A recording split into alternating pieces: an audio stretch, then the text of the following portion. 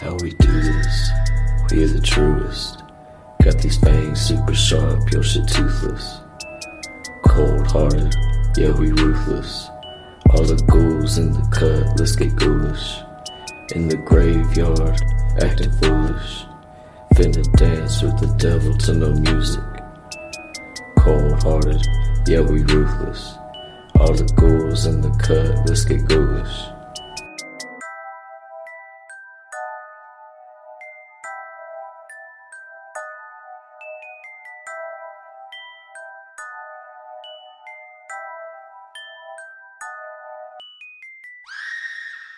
Hello and welcome to a brand new episode of a podcast called Ghoulish. I am Max Booth, an undead host. That's right. I died. I'm back. I've been revived. I am now a bit of a ghoul. I'm kind of ghoulish, you could say. If you feel any running around or sniffing at the moment, I recently got a new dog. His name is Frank, and he doesn't know what podcast time means quite yet. So I do not apologize for him making any noise, because Frank is far more important than any of you listening. Anyway, the movie I wrote, We Need to Do Something, came out on Friday. It came out limited theaters, like 29 theaters throughout the U.S., and VOD, so Amazon Prime, Apple TV, iTunes, Vudu, YouTube, the places you can rent movies, you can probably find We Need to Do Something available to rent. I hope you go. I hope you rent it. Maybe you buy it. Up to you. Just as long as you watch the movie. It's not that long. It's 97 minutes long. Most movies are longer than that nowadays. Holy shit, the original cut of this movie was like 2.5 hours long. But we managed to trim it down quite a bit. Anyway, on today's episode of the show, I have one of the stars of We Need to Do Something, Pat Healy. Pat fucking Healy is on the show. He plays Robert in We Need to Do Something, who is basically like Angry Dad from The Simpsons in a live-action movie. But it's a bit more complex than that, as you will find out in the podcast, or if you watch the movie. Pat Healy's a great actor. I mean, he's been in so many great movies. He was in Magnolia. He was in Cheap Thrills. He was in Ghost World. He was in The Innkeepers. He directed and starred in Take Me, which was a great movie about kidnapping. Everyone loves kidnapping. And now he's in We Need to Do Something. We actually talked when we had this conversation. Pat was in Oklahoma. He might still be in Oklahoma, actually, because he's in the process of filming Martin Scorsese's new movie, Killers of the Flower Moon. So that's pretty exciting. He took some time away from talking to good old Scorsese to come on Ghoulish, which was an immediate step down, perhaps, to be in the presence of one of the greatest filmmakers of all time, to then come on a podcast that no one listens to. But that's okay. That's just the kind of guy Pat Healy is. He'll do your podcast, especially if he wrote a movie he was in. He is contractually obligated to say yes. I made sure when we were doing negotiations with all of the cast, they had to say yes to come on my podcast. Because that's why I do it, baby. That's why I even wrote this movie. To get more podcast guests. And it's working out because Pat Healy is on this episode. And we were talking about dads. Specifically, dads from spooky movies. Because he plays a dad in a spooky movie. So let's just go ahead and get into the conversation, right? Pat Healy on Ghoulish. Go buy, go rent. We Need to Do Something. Check it out. If you like it, awesome. If you don't like it, I understand. It's completely okay not to like this movie. But if you do like it, that's awesome. Here's my conversation with Pat. Wait, what's his last name? Healy.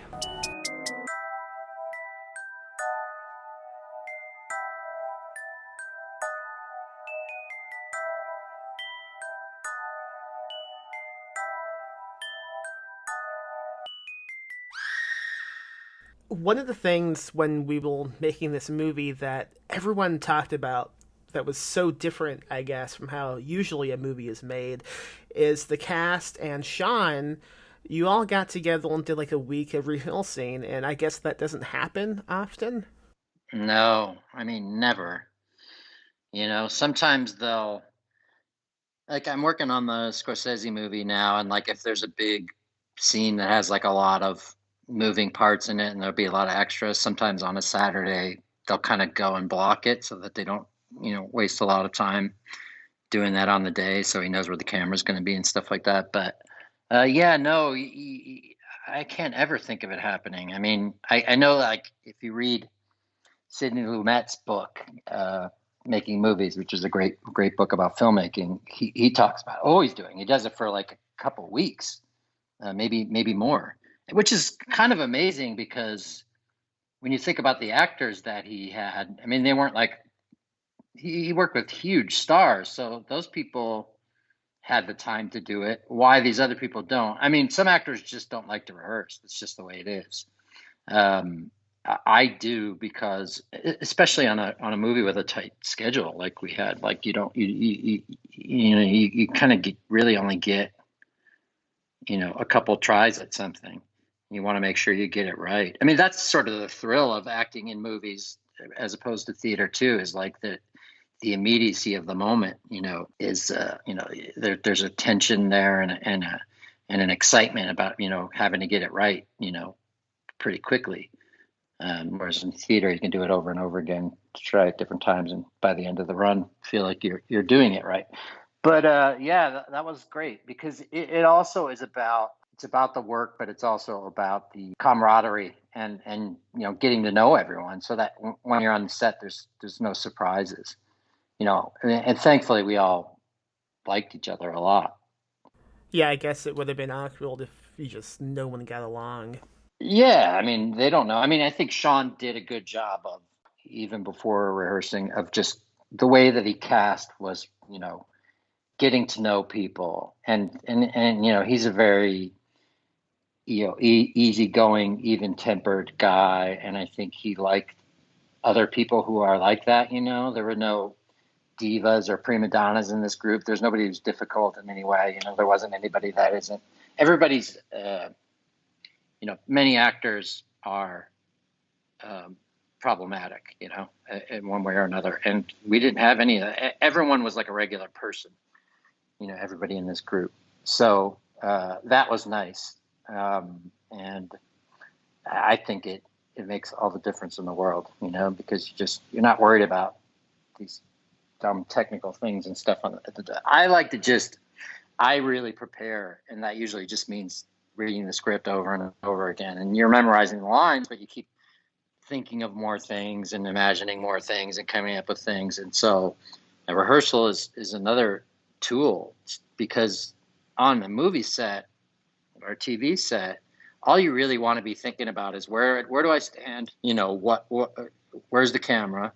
All the technical things, and for me, all of the work, all of the homework has been done in terms of character and things like that, so that it should just be second nature. And then you can just, if I go, I need to stand here, or I have to go move here at this moment, and the camera's over here, and the light is here, and the other actors are here, then I can just focus on that stuff, and then the other stuff is it's just there already because we've worked on it. So that's why I like rehearsal, and that's why I do a lot of preparation when I'm before, because I like to just be able to play when we show up on set. When you guys were rehearsing, I was still in Texas at the time, but it was Right. pretty cool because like sometimes I would get emails from Sean saying, especially about the Kill Tool you played, he would email me and say, "We don't think Robert would say this exactly like this. Can you tweak it a bit?" And almost always I was like, "Oh, this makes total sense. Yeah, you guys were right." So like even during that process, the script was changing constantly.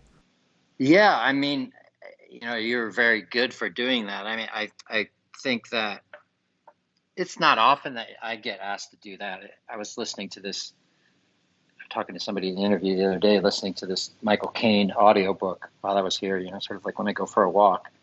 And he was saying that movie stars are people who change the script to suit themselves, and character actors are people who change themselves to suit the script, and so I tend to fall in the latter category, but in this case, because we were the quote unquote stars, we had the ability to do that. It's really, most of the changes I had were just like, this sounds better coming out of my mouth, than whatever the way it was worded. It wasn't, I don't remember a whole lot of it being character based. I mean, I think the character was pretty solid. Maybe there were some things where it's like, should he be such a shit to his kids, right up front, Yeah. Which, kind of sort of falls into what we're talking about today. But like, maybe there should be some kind of, base level. He's a little mellow up top, he's still got his booze, so he's got it under control a little bit. But yeah, it's mostly just like words, like sometimes I just like to, actors are famous for counting how many lines they have versus, how many lines other people have. And I like to get rid of lines if I think we can do something with a look or an action, because that is more interesting and more cinematic anyway. So sometimes there's that. It's just like, well, we don't need to say this because the camera catches, this look, and we don't need it. And oftentimes you'll do those lines and then they'll cut them out anyway, like in the movie later, because they'll like, oh, we don't need that line in editing, because the look does it. I discovered the we will cut some lines out after production wraps the difficult way. Yeah. You probably were, very in love with, certain lines of dialogue that got lost. Is that what you're talking about? Yeah. It was funny because I was with Shane Patrick Field, who edited the movie, doing most of the filming, and we were doing editing and whatnot. And I was pretty unaffected, and I was pretty detached by like cutting things, because it was pretty easy to see like, you know what, this movie improves by just cutting that and moving on. There was one scene in particular that I had a difficult time with, which is a monologue you give in the movie that I still love to death, but I understand why it was cut, and I'm okay with it. It's something I think, like, if you're going to be in this industry, you just kind of have to get used to. Yeah, I mean, the pacing of the movie is important, and you're discovering that in editing. It's not that piece was bad. In fact, I think it was among some of the best work I've ever done, that scene. But like, if it makes the next scene, which is getting close to the end of the movie, go slower, because it's not that it's so long or that it's boring. It's just that you're pacing up, you're getting ready to ramping up for the climax of the movie, and then the next stuff feels slower because you just took all that time doing that. Then you have to get rid of it, whether you liked it or not. And there are probably tons of famous examples of things that people are great scenes, but just have to leave the movie because it wrecks the pace of it. So when I saw it, I just thought, well, I missed that, and I was really looking forward to seeing it, but I didn't think it seemed to have helped the movie. I mean, it certainly didn't hurt it. I mean, to me, the movie worked. And there were things in that scene that I did before the monologue, or perhaps after the monologue, I can't remember how it was cut, that do the same thing, that don't need a really long monologue, Agreed. The character stuff was still there. And plus, eventually, I don't know when, the movie is going to get a physical media release, and that's what deleted scenes will fill anyway. There you go. That's what they told me. It would be an extra, and then everyone will go, why the fuck did you cut this scene out? You robbed Healy of his Oscar. And I'll go, I know, I tried, guys. I tried. You listen to this podcast. We talked about it. The topic of this episode is obviously the movie that we all made together, but also dads and horror movies. And we need to do something. You play what I'm hoping is going to be considered a classic horror movie dad, because I think this role is amazing because of how you presented it.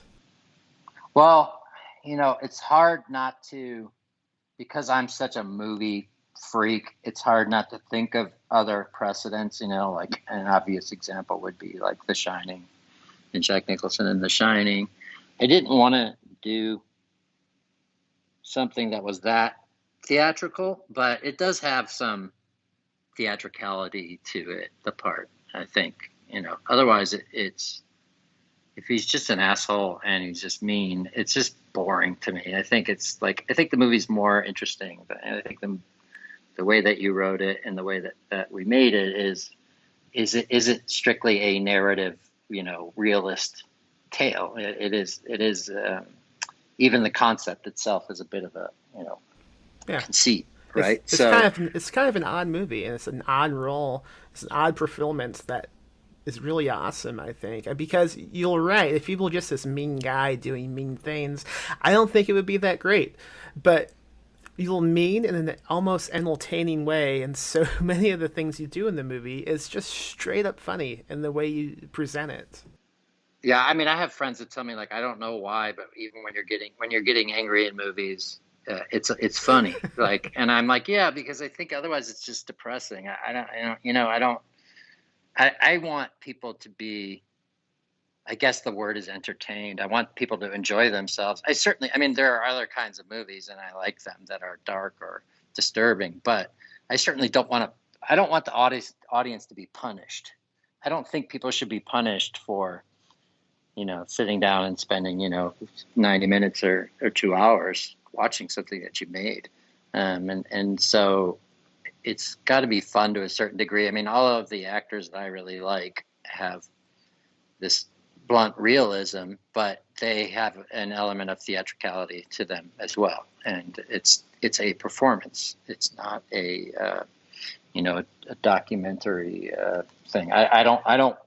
I incorporate that kind of thing into the work that I do, but I think there's a whole generation of young actors now that think talking really softly in a monotone is quote unquote naturalistic or real. And it may be, but it's like Kubrick says to Jack Nicholson in that Shining documentary, the making of, he says, like, well, he's doing it a certain way, and he says, well, that's real. And Kubrick says to Nicholson, well, it may be real, but it's not interesting. Yeah. Real isn't always interesting, and that performance is super blown out and theatrical, and over the top. But so is the whole movie, and this movie is to a degree, but on a much smaller scale, right? We're in this little tiny room as opposed to this giant hotel. I try to approach that type of mindset with just writing dialogue specifically. Like, I've seen people mistakenly think realistic dialogue is the way to go, and they'll think, okay, how do people talk? Well, people talk with a lot of pauses and a lot of uhs and ums, and that isn't really that great to read or to see someone perform. I mean, just like with a screenplay or a book, it has to have its own like rhythm that fits the tone of what you're trying to present. Yeah, and the actors will find the rhythm and the ums, and I'm sure I'm going to listen back to this and I get so annoyed when I say like too much or or whatever. Like, it's hard to listen to. And I think when you can tell when people are improvising in movies a lot, and it's generally bad because they're doing things like that. There's always some improvisation around what is written. I mean, in your case, you wrote really good dialogue and you wrote very distinct characters. Like sometimes you read a script and everybody just sounds like the writer or the same, and that wasn't the case. These were very distinct characters. I can think of a few cases where you guys improv some lines. You specifically, off the top of my head, I know there's a scene you're telling your Donald why we can't just escape the bathroom, and it's one of my favorite lines of dialogue in the whole movie. Just the way you're so angry, right, you're so fucking angry. I mean, I thought at the time, and sometimes I'll have this idea stuck in my head, and I'll realize that I'm wrong later, but my feeling was we weren't trying hard enough to get out of the bathroom. And it's something, and there were like these windows kind of in there. They're not really windows. They're like those glass blocks. So I had an idea to hold up John James Cronin and have him kicking those out, like using the kid as a blunt instrument, which I do in another part of the movie to a horrifying degree. But we didn't get time to shoot that, and so we came up with that little thing, which I had completely forgotten about until we saw the movie. Tribeca. There's a line where you point at the logs and you say the logs are 6 feet deep. And right. For some reason, the way you say that had Shane and I dying of laughter for the entire month. We would just quote it. We would just look at each other and yell, 6 feet deep. Well, that is a good example of preparation too, because I couldn't have just riffed off that. So I figured out how, I asked how thick these things would be and how much they were, or I looked it up so that it wouldn't just be like a guy, just rambling nonsense. But it was technically an improvisation, but based on some knowledge that I culled from various places. Have you played like a lot of dads in movies? I'm trying to think now. I mean, I could think of I'm just starting to, because I'm just starting to get to that age, and I was joking. I was talking to John Lithgow here the other day, and we have this thing in common where we both looked 50 when we were young men, and so to me, like I have this yearbook from my freshman year of high school, and I'm in this play called Mornings at 7 by Paul Osborne, and is that Paul Osborne? I can't remember. But Mornings at 7 is a kind of famous old chestnut about these old folks. And I play this old man, and there's a picture of me in the yearbook. And I'm just like, yeah, I basically have had to wait till now to, my career is really sort of starting to take off now because I'm finally the age that I'm supposed to be.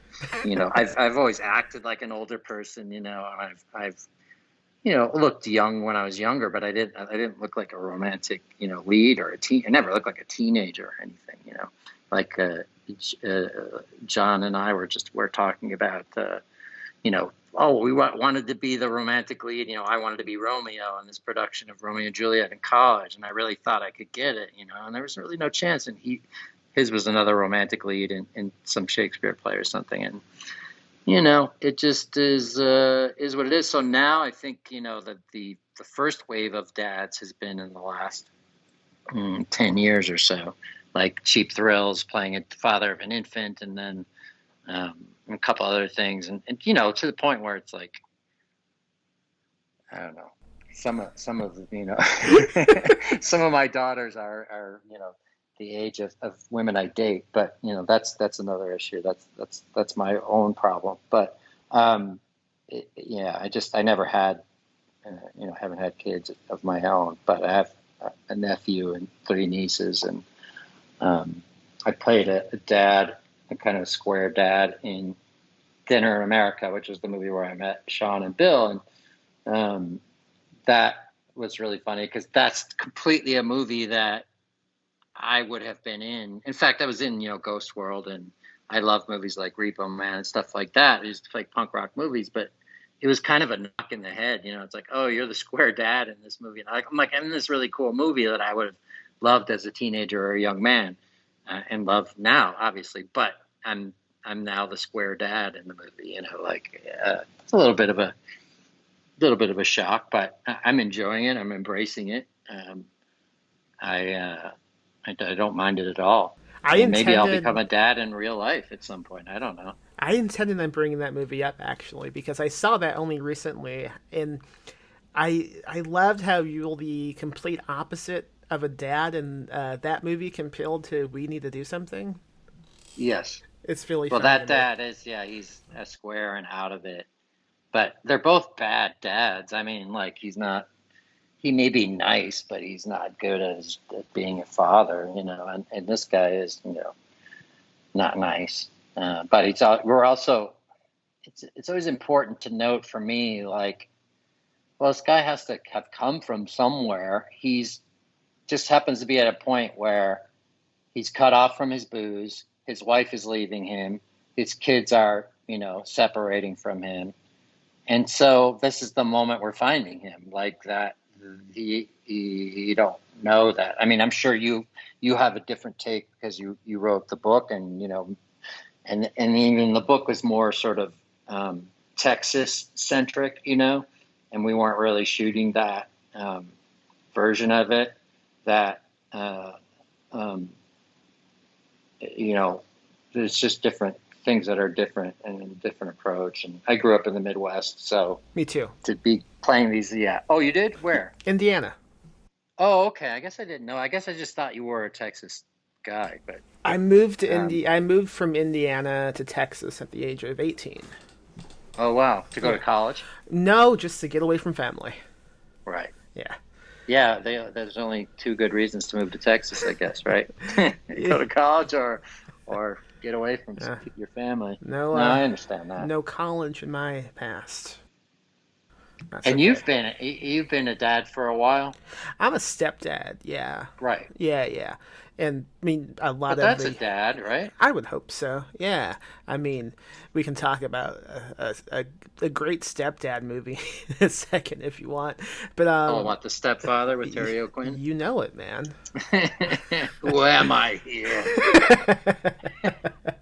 But yeah, a lot of my experience, like with those kids, is kind of what inspired this movie. I mean, we were all trapped in a bathroom.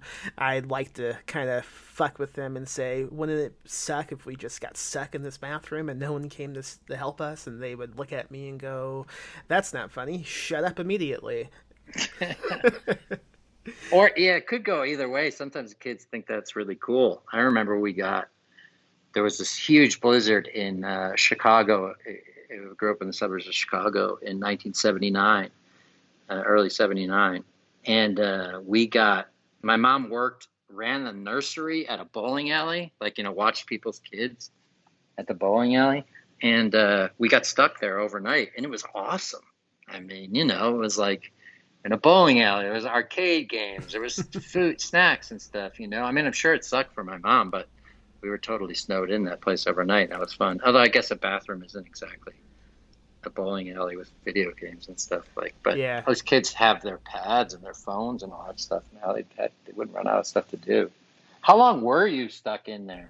I mean, we weren't stuck. We could have left any time, but I mean, Right. it happens frequently throughout every year. We get like tornado season. Well, we don't actually see tornadoes, but we still don't want to risk it if the phone is like, Right. go hide in case something happens. So it's usually like, I don't know, like 2 or 3 hours at most, and we bring games in like they do in the movie, Right. and the whole idea to bring the thermos of booze in came from everybody like kind of hustled into the bathroom before it got too late, and I was like, hold Right. on, I gotta go get something. So I went and I brewed a pot of coffee and just then put it into a thermos, taking my time because I was not gonna sit in the middle without a cup of thermos of coffee. I'm not like the Yeah. biggest guy with booze or anything, but I have known my share of dangerous, violent alcoholics. So I kind of Yeah. recycled that into the Robert character.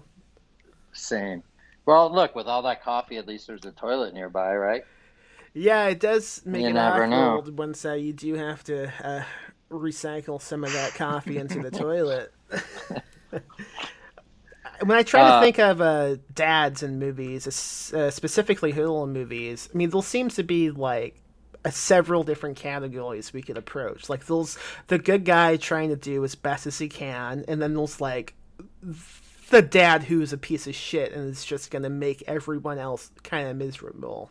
Right. Well, we talked a little bit about Poltergeist, which was a movie that I actually thought about. Like I said, it's hard for me to not think about movies or characters that are similar in some ways when I'm approaching a role or a script. But Craig T. Nelson is always an interesting character to me because they're young parents. Like, you find out sort of sideways through some dialogue once the doctor arrives that she's had their oldest kid when she was like 16 or something. Right? Like Jo Beth Williams. Yeah. She asked how She's old. young. And she was really young, and you assume that he was too. And so they don't, it's just kind of a throwaway thing, you don't, it's not like a big plot point or anything, but it makes a difference. And he's, they still smoke pot, and I love that so much that they do. How many movies from that decade do you see? Well, the appearance of a suburban family just casually smoke pot, and there's not a bad consequence that happens because they're getting high. It's just something they do. Yes and no. There's not bad consequence of getting high, but there is a sort of irresponsibility to it. Certainly in 1982, or maybe even 10 years ago, people didn't have the same relationship to weed as we do now, where it's being legalized and people are like, oh, it's basically, lots of people use it just to go to sleep or whatever, and it's maybe safer than booze in a lot of ways. But he's also a little ineffectual because he's super distracted from his job. We also find out later that he disciplined the kids or has been mean to them in some ways, and so he's a good guy. He's a bad guy. He's not a bad guy. But I remember thinking, that movie scared the shit out of me. I was 10 years old when it came out, and I wasn't expecting it. And it came out the week before E.T.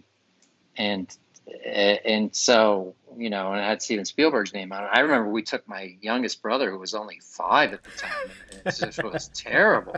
And I remember watching most of the movie through, my fingers. But we had just moved that year from, growing up in suburban Chicago. We moved to New Jersey in early 1982.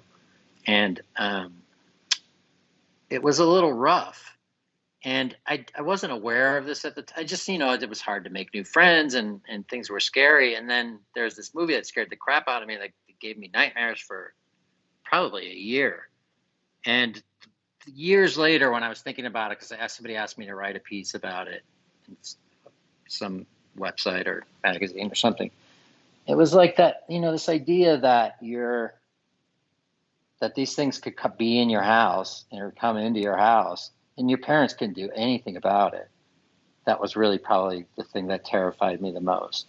And because no parent is equipped to deal with that kind of situation, but certainly ones that are, kind of just not really grown up and still trying to figure out how to be parents. He makes some bad decisions. And then we get to the second movie. He drinks that whole bottle of tequila and then vomits up the worm that becomes a giant monster. They're playing into that idea of, again, not a bad guy, but it's sort of like the trope of a bad dad as a horror mechanism, as somebody who drinks at home or is abusive towards the kid. Yeah. Turned into this kind of manifesting itself as a horror, a horror idea, in a sense that the metaphor in Poltergeist, it's really strong because it's, this neighborhood where everything looks nice and all the houses are the same. The movie starts with the Star Spangled Banner, which, would play on TV every night, before stations went off for the night, which they did, until fairly recently. And it wasn't always 24-hour programming.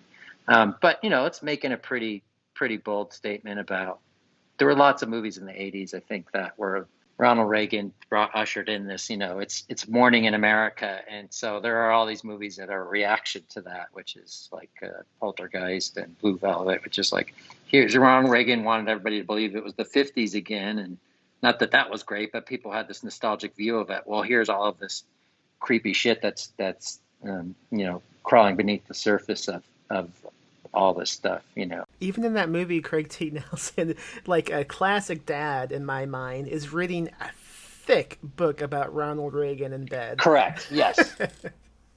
Is he reading that Lee Iacocca book in that too? I don't know. Maybe. Or maybe it's there. Lee Iacocca, the head of Chrysler, who was basically the model of capitalistic, big guy who made a lot of money, self-made man kind of guy, which is a very big thing in the 80s. Maybe I'm thinking of another movie or that's on the shelf, or perhaps it's in the second movie or something. I get a chance to revisit it, but I seem Yeah. to remember that too. But yeah, he's reading the big Reagan book. Yeah. Yeah. While revisiting this movie, I couldn't help but see a lot of similarities with We Need to Do Something. Just it's filled like the storm that happens and how everyone is kind of like focused on a tree that is like trying to violate the house. And I thought, oh no, I'm gonna owe somebody some money. Yeah, I mean, I thought about it a lot. I mean, we never talked about it or anything, but Yeah, it wasn't a conscious thing or anything. Obviously, I've seen this movie a bunch of times as a kid, but it's been a while since I revisited it and watching it again. When I've written stuff or the feature I made or the shorts I made, I'm always watching it later. I'm like, oh god, that's yeah, that shot is totally copped from this. I mean, I wasn't doing it consciously, but that happens all the time. I mean, just but it's good because it's like if you need to steal and steal from the best. yeah.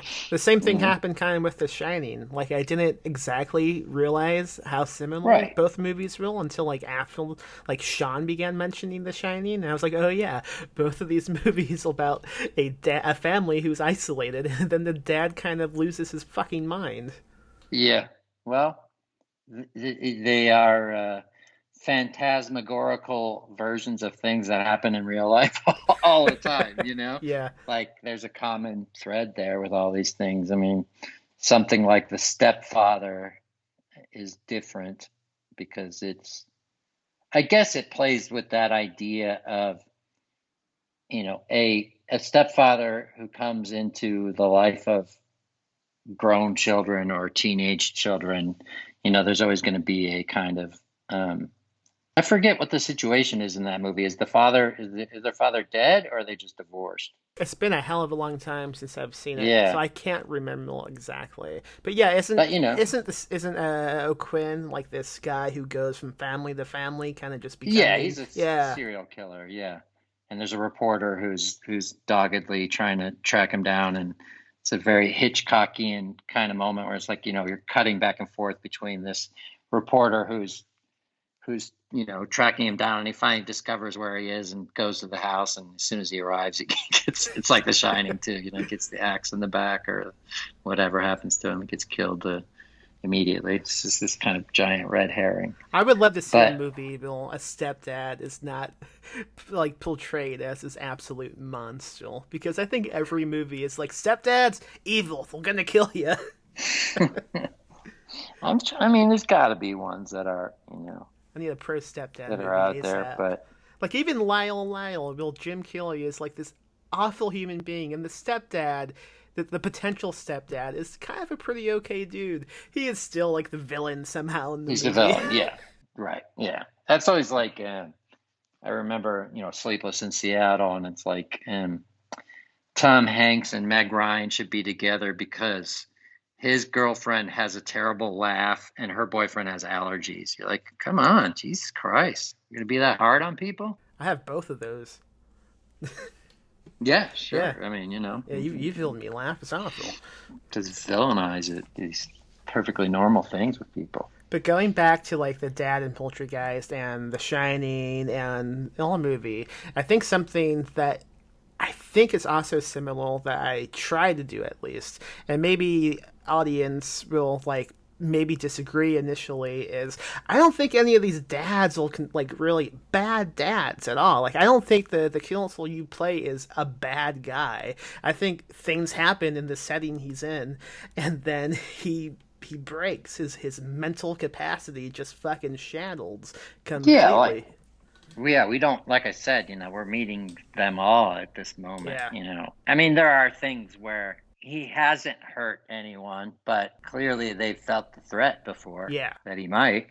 Yeah. And then he does. So he sure does.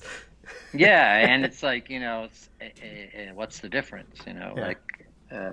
If you feel terrified of your father or your husband, whether they hit you or just you feel like they're going to, what's the difference? Yeah. That was super interesting. I think, that like at first when he, when I say, what, did you think I was going to hurt you or something? And she answers yes, maybe, or whatever she says, it's like a shock because it hasn't occurred to him, but it's right there. Like, it just needs a little prodding. Some people just need to be pushed over the edge a little, and then it's right there. I mean, these guys, they never will think of themselves as the bad guy, I guess is what I'm trying to get No, at. They never do, and like in the moments that they do kind of see something kind of seeping in through the edges, they usually feel ashamed. I mean, there's a scene in the movie where you guys were yelling about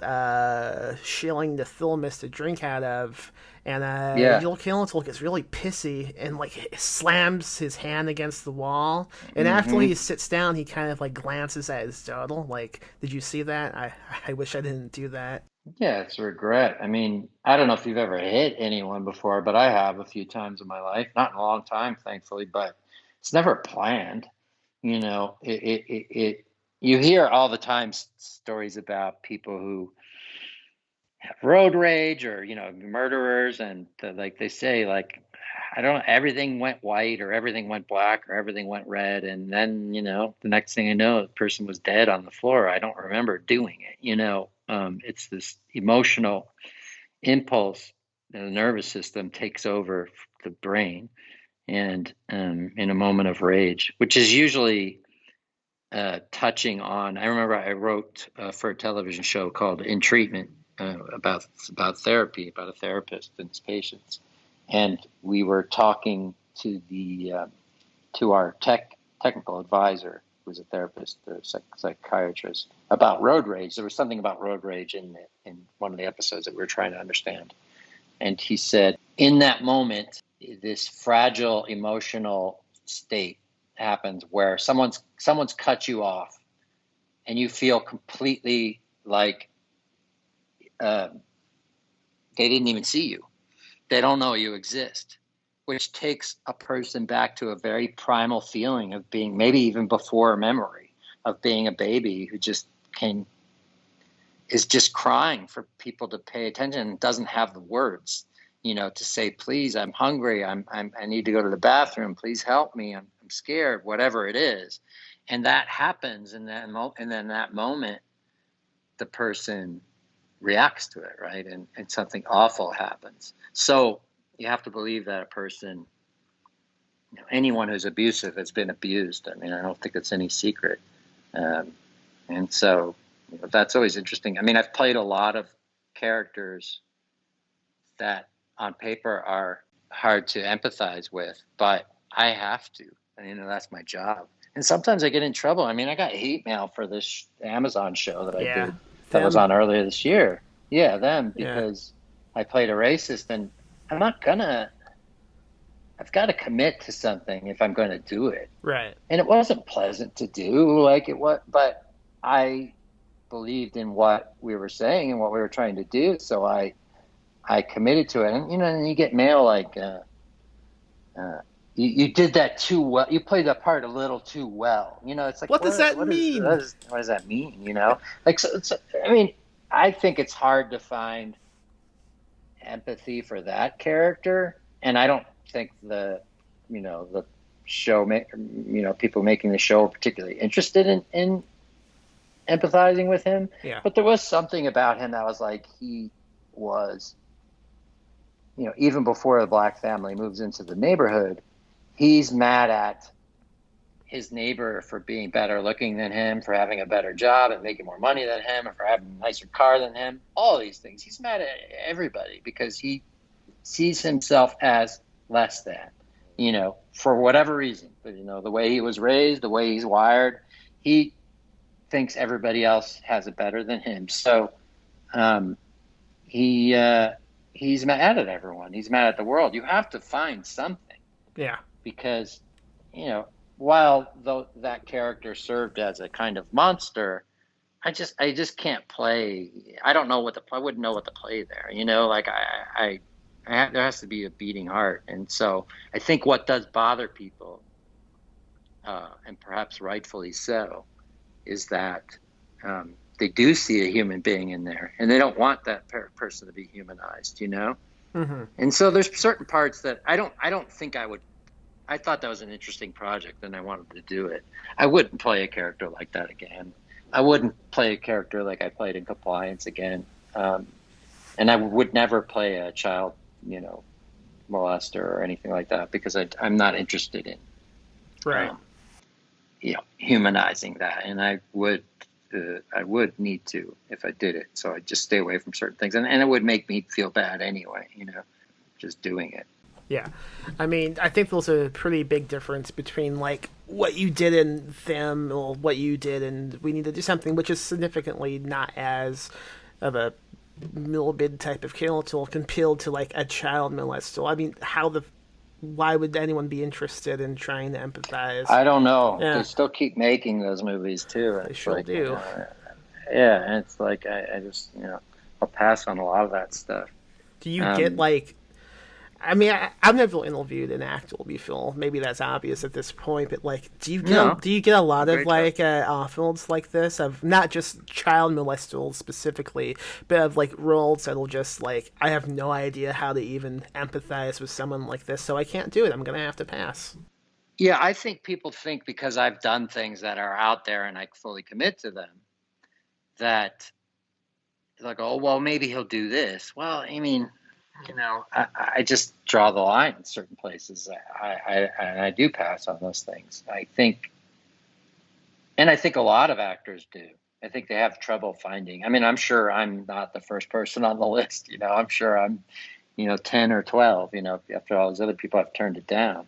Then there's an actor who just really needs to work or really wants to work, or maybe it's an actor who does find it an interesting challenge.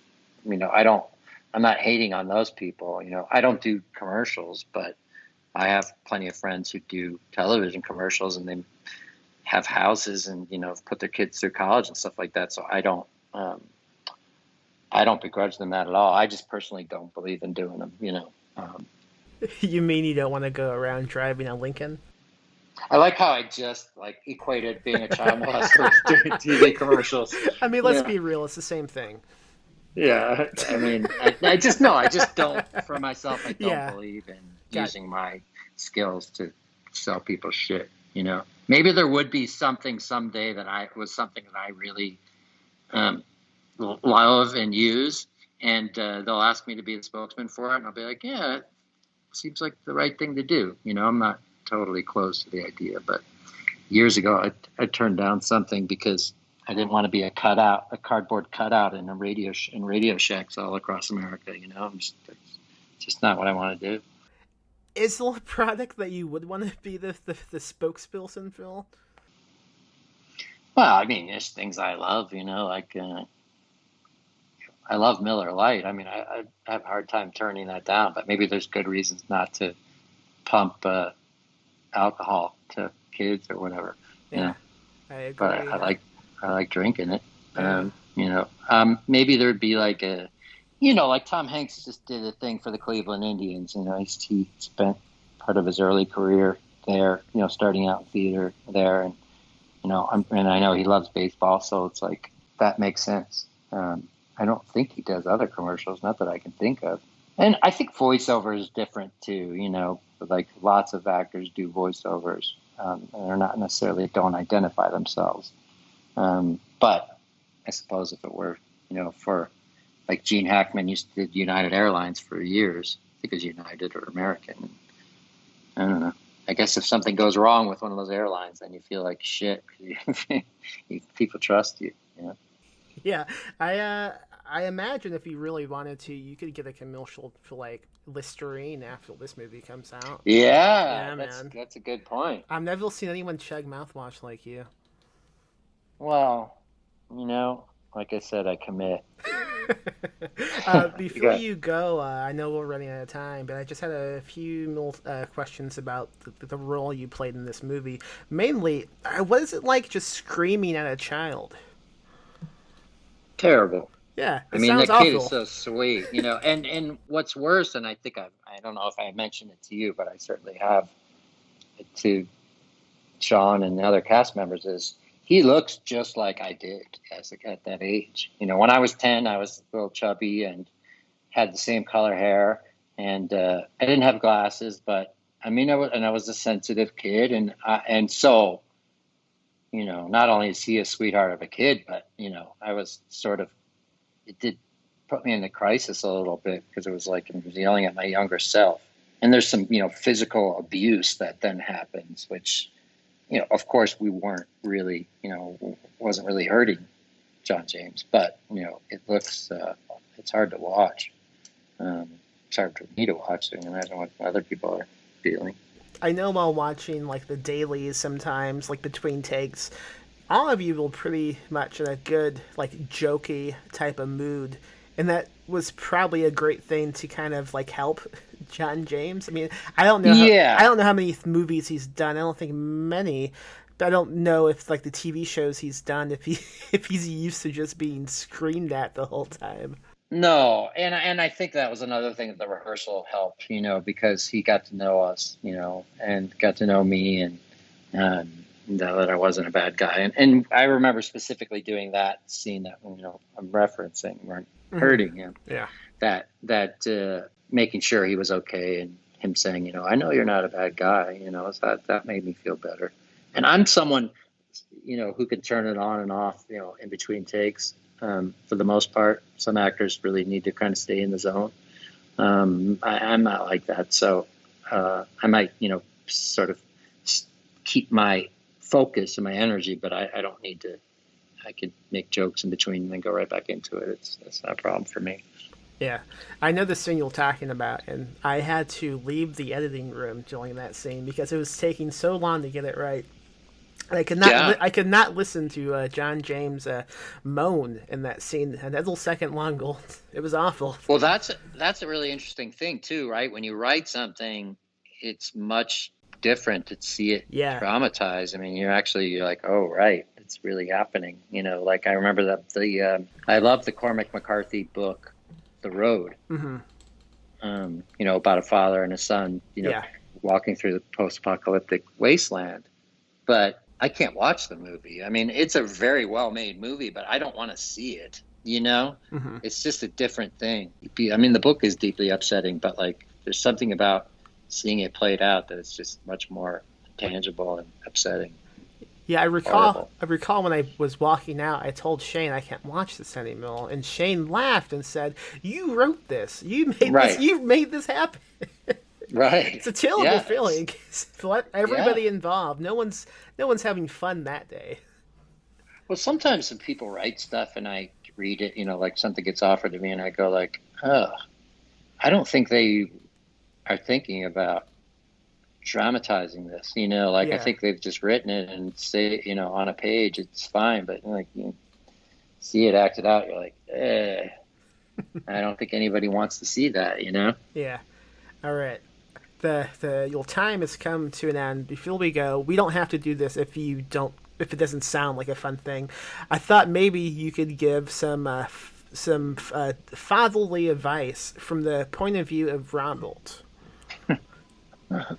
Of Robert, of the character? Yes. If you were Robert giving dad tips to a new dad, what would you tell him? Well, you've got to have a firm hand. You've got to. Like Ralph Cramden and the Honeymooners, show who's king of the castle, Yeah. I think that show him who's boss. And if you, stay tanked or half in the bag most of the time, things won't bother you as much. Your kid and your wife won't be as annoying to you if you're sauced half the day and night. I think, try to avoid getting yourself stuck in situations where you're stuck with them for long periods of time. Yeah. Because you might get violent. And if you have to get violent, look, don't be so hard on yourself. Sometimes it's just... This is going to be all taken out of context now. I was saying it as the character, Robert, in the movie. We need to do something. Coming from IFC Midnight, September 3rd, to movie screens and television screens everywhere. Maybe even your laptop or your iPad or your phone. Who knows? Yeah, watch how it you might watch it. Who knows? Yeah. I can't wait for I don't care how you watch it as long as you watch it. If you pay for it. Yeah. I'm doing this pirating shit. I'm not down with that. Bold statement from Robert Crandall. I said it, and I meant it. Okay, man, that's great. That was Pat Healy saying it. The last part. Oh, okay. I thought also Yeah. Robert was anti-pirating, which Yeah, he probably is. I don't think he is. He works for a living. God Maybe. damn it. Yeah, that's true. That's a good point. He brings home the bread. Yeah. Gotta get paid, dude. I can't wait for the Variety article headline: Pat Healy encourages Encourages violence against your children. Yeah. Oh, what fun.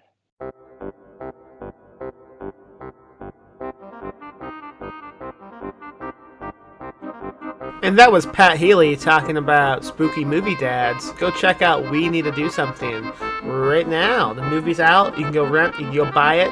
The book's available. You can go buy a signed copy at perpetualpublishing.com. So go do it. We need to do something, and that something is to watch the movie, buy the book, and support us on Patreon at patreon.com/PMM Publishing. And you also need to leave a review of the podcast on iTunes. That's what you need to do. And you know it. You knew it all along. So just do it.